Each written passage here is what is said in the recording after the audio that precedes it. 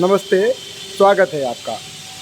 शुरू करते हैं खास कार्यक्रम धर्म पर पथ बातचीत के लिए।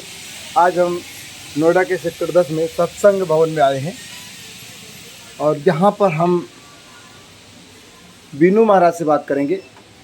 इनसे धर्म की बातें करेंगे और समाचारों पर भी चर्चा करेंगे कि खबरों में क्या चल रहा है, क्योंकि ये खबरों का विश्लेषण धर्म के आधार पे अच्छे के हिसाब से ये धर्म को बहुत अच्छी तरह से जो है डिफाइन करते हैं। तो इनसे जो है धर्मपथ कॉलम में आज धर्म की चर्चा करेंगे और धर्म की चर्चा के साथ साथ इनसे हम पूछेंगे कि जो आजकल राष्ट्रीय अंतर्राष्ट्रीय स्तर पे खबरें चल रही हैं उनमें क्या कुछ हो रहा है।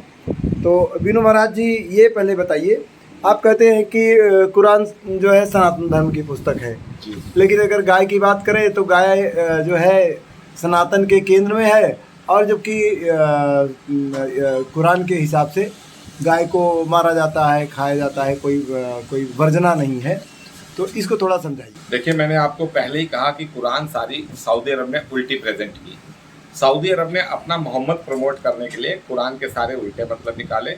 जिस तरह से सनातन धर्म गाय बेस्ड एक गाय जिसका केंद्र है, इसी तरह कुरान का भी केंद्र गाय ही है। आपको ये जानकर शायद हैरानी हो कि कुरान का जो सबसे बड़ा और सबसे पहला चैप्टर है, द वेरी फर्स्ट चैप्टर, सबसे पहले इनकी आरती है जिसे फातिया कहते हैं, जिसमें 7 आयतें हैं जो ये लोग तमाम पूरा वर्ल्ड पढ़ता है सूरे फातिया।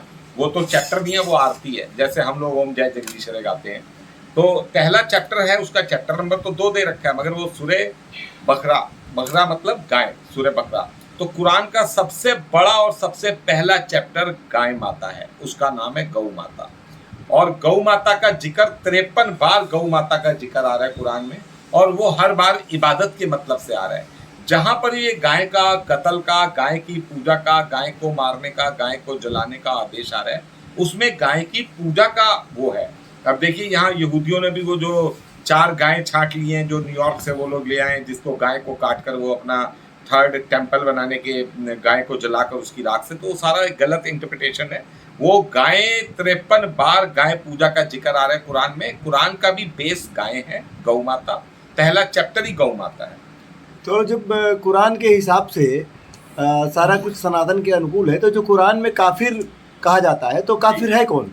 देखिए, जब मैंने बताया ना कुरान सारी उल्टी पढ़ी जा रही है, इस्लाम सऊदी अरब ने उल्टा कुरान का मतलब पैदा कर दिया, और वो काफिर, तो फिर अगर आप ये हमें काफिर, नॉन मुस्लिम्स को काफिर कह रहे हैं, तो कुरान के मुताबिक तो कुरान एकदम स्ट्रेट फॉरवर्ड मुसलमानों को काफिर बुला रही है। मुसलमान कौन? जो सऊदी कलमे पे, जो सऊदी मोहम्मद पे ईमान लाया हुआ है, जो सऊदी मोहम्मद को फॉलो कर रहा है, जो सऊदी इस्लाम को फॉलो कर रहा है, अल्लाह उसको काफिर बुला रहे हैं। काफिर से भी ज्यादा कुछ बुला रहे हैं। तो ईमान वाले बुला रहे हैं हिंदुओं को, अहले ईमान बुला रहे हैं ब्राह्मणों को, भारत के ब्राह्मणों को।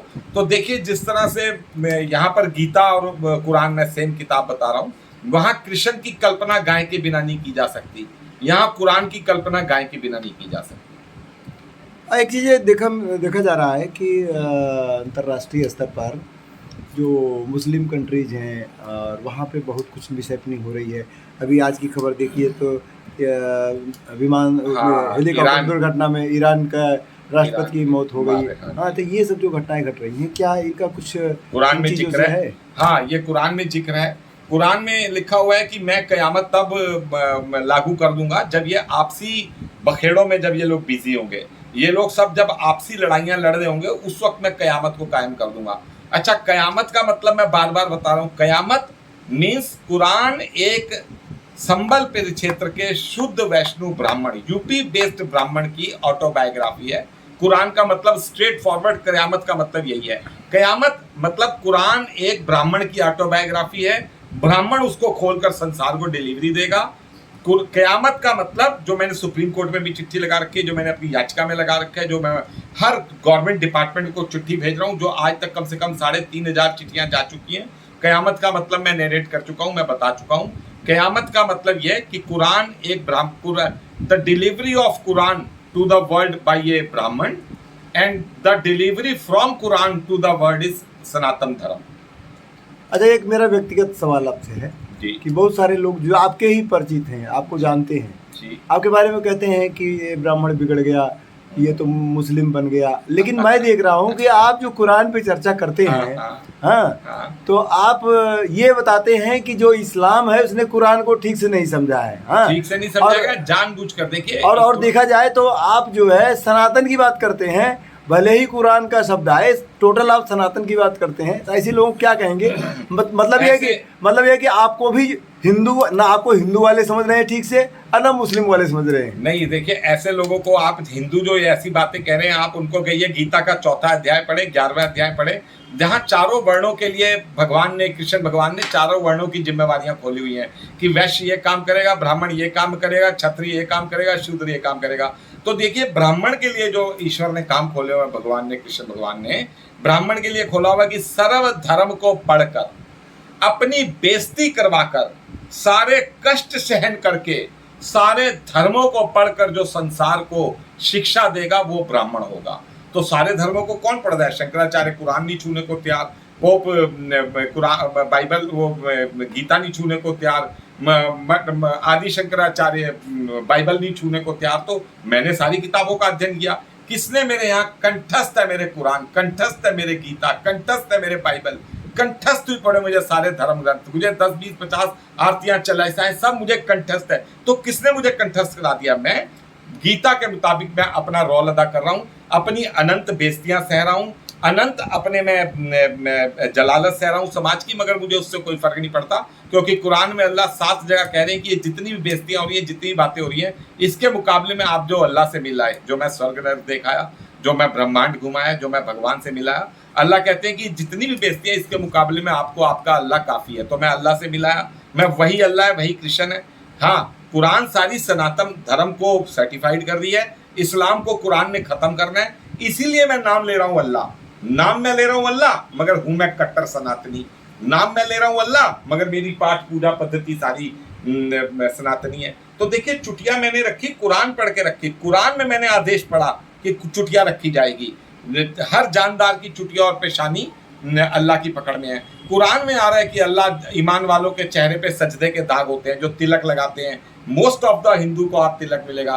कुरान में रोली, मोली, तिलक, बिंदी, सिंदूर, कुरान में इन सब बातों का जिक्र है। मगर क्योंकि यह कि एक गलत इंटरप्रिटेशन दी सऊदी अरब ने, नकली मोहम्मद पैदा करने के लिए, नकली मोहम्मद के ऊपर दुनिया को लाने के लिए 12 अरब डॉलर मक्का से, काबा से कमाई है टूरिज्म की, उनकी रिलीजियस टूरिज्म। तो अब तो चलो उनके पास 100 सोर्स हो गए, उस वक्त बड़ी लंबी कमाई होती थी अपने ज़माने में वो। तो कुरान सारी इस्लाम के खिलाफ लिखी हुई है। काफिर मीन्स सऊदी मुसलमान। इसी बीच में यहूदी भी मुद्दा बने हुए हैं। इसराइल जो है अरब देशों के बीच में बैठ करके जमीन की लड़ाई चल रही है वहाँ पे। इसको किस रूप में देखते हैं? देखिए, कितनी गजब की बात है कि कुरान में अल्लाह कह रहे हैं कि मैंने इन्हें, इसको खित्ता कहते हैं, जो लैंड है ना जहाँ पर ये लोग बैठे हुए हैं, तो वो कुछ टेक्निकली वर्ड तो इतने मुझे भी नहीं आते। बाकी कुरान के मुताबिक अल्लाह ने इन्हें, वो मूसा को कहा कि जाओ मूसा तुम यहाँ पर एंटर कर जाओ। मूसा मीन्स यहूदी। तो उन्होंने कहा जी यहाँ तो बड़े लड़ाके लोग रहते हैं, यहाँ हम कैसे रहेंगे? लड़ाके मतलब ये अरब वाले। तो उन्होंने कहा मूसा आप जाओ। तो मूसा गए, मूसा ने वो जमीन ली। तो देखिए, अल्लाह ने वो इजराइल पार्ट दिया है, और इजराइलियों का 67 बार जिक्र आ रहा है कुरान के अंदर। और कुरान में अल्लाह 53 बार कह रहे हैं कि सबसे ज्यादा मेरी प्रिय कौम यहूदी हैं। यहूदियों को अल्लाह सबसे ज्यादा प्यार कर रहे हैं, मगर उनको बनी इजराइल बुलाया जा रहा है। यहूदियों को अल्लाह फिर गलत कह रहे हैं कि तुम गलत कर रहे हो, बनी इजराइल। तो बनी इजराइल शब्द 67 टाइम आ रहा है कुरान के अंदर। अल्लाह ने कुरान के मुताबिक इजराइल को वहां रहने की जमीन दी है। तो देखिए कैसे मुस्लिम देशों के बीच में, कैसे कुरान के अंदर अल्लाह कह रहे हैं देखो मैंने बनी इजराइल, यहूदियों को मैंने सबसे ज्यादा फौजी ताकत दी। तो हजारों साल पहले कैसे ये बात लिखी गई, मैंने इन्हें सबसे ज्यादा खुफिया एजेंसी तगड़ी दी। मोसाद कैसे हजारों साल पहले अल्लाह कह रहे हैं सबसे तगड़ा। अल्लाह कह रहे हैं मैंने इन्हें सबसे ज्यादा धन दिया, पैसा दिया, बुद्धि दी, दौलत दी, हॉस्पिटलिटी दी, इन्हें मैंने हर चीज टॉप की दी। तो कुरान कैसे, अल्लाह कैसे यहूदियों की ये बातें हजारों साल पहले लिख के दे रहे हैं, और आज भी है। वो अकेला ही टक्कर ले रहा है सबसे। क्यों? Because Jewish community is the most blessed and most favorite community of Allah। आज विदेश की खबरों पर कुछ ज़्यादा ही हो गया। भारत आते हैं जी। भारत में जो ये 5वें चरण का चुनाव हुआ चुनाव है, चल रहा है। इसमें बेईमानी की बहुत सारी खबरें आ रही हैं। बेईमानी तो हो ही रही है। और बेईमानी के साथ ज़बरदस्ती की खबरें आ रही हैं हाँ। कि किसी को वोट नहीं डालने दिया गया, किसी का वोट खुद डाल दिया गया, इसको किस रूप में देखते हैं? देखिए, श्याम रंगीला का जो बनारस से नामांकन रद्द कर दिया, तो जो मेरा नामांकन रद्द किया था यहाँ नोएडा से मैंने भी करवाया था, तो मुझे महीना डेढ़ पहले ही मेरे पत्रकार लॉबी ने बोला था कि 30 लाख रुपए में तेरा पैकेज तय हो गया, तेरी नहीं होने देंगे डीएम साहब नामांकन, तो तेरा ऑलरेडी तय। उसी के मद्देनजर 5 तारीख को नामांकन था। मैंने 15 दिन पहले चीफ जस्टिस ऑफ इंडिया के घर पे कृष्ण मार्ग चिट्ठी दे आया था और मैंने सुप्रीम कोर्ट में चिट्ठी लगा दी थी और वही हुआ, मेरा नामांकन रद्द हुआ। तो मैंने बाद में पूरे भारत के 373 हाई कोर्ट और चीफ जस्टिस के हाई कोर्ट और सारे हाई कोर्ट के जस्टिस और सुप्रीम कोर्ट के जस्टिस को लेटर लिखा, जिसमें 372 में से तकरीबन 71 रिटर्न आ गए, बाकी तो चलो 300 डिलीवरी हो गए।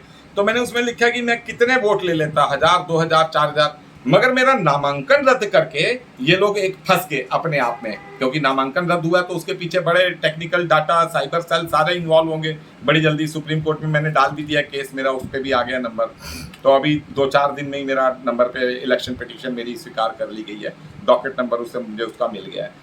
तो देखिए, जैसे ये लोग धांधली कर रहे हैं, तो श्याम रंगीला बेचारा कितने वोट ले लेता।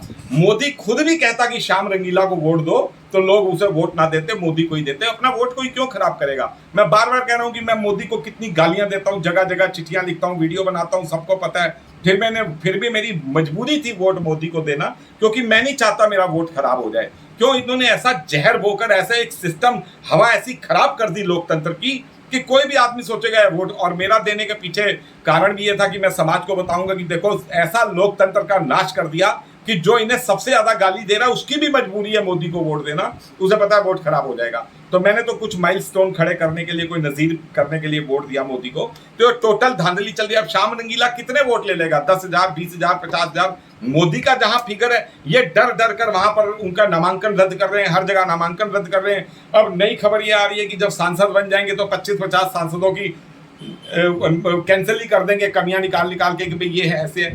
तो जितनी मर्जी धांधलियां कर ले, जितना मर्जी, कुरान के मुताबिक बीजेपी के 3 टॉप नेता भीड़ द्वारा मार दी जाएंगे, मॉब लिंचिंग में मारे जाएंगे। ये मैं बार बार कह रहा हूँ, ये नोएडा के चुनाव दोबारा होंगे, ये मैं बार बार दावे से कह रहा हूँ। और बीजेपी चाहे 1 लाख सीटें ले आए, ये एक समय आएगा जब बीजेपी के कार्यकर्ताओं को नोटिस दिया जाएगा कि आप लोग रिजाइन कर दो, वरना आपकी जान की जिम्मेवारी नहीं रहेगी। तो वो समय आने वाला है, बहुत जल्दी है। चुनाव चाहे जीत भी जाए, उसके बावजूद भी धरती से इस्लाम, सऊदी इस्लाम और भारत से बीजेपी विलुप्त हो जाएंगे, डायनासोर की तरह।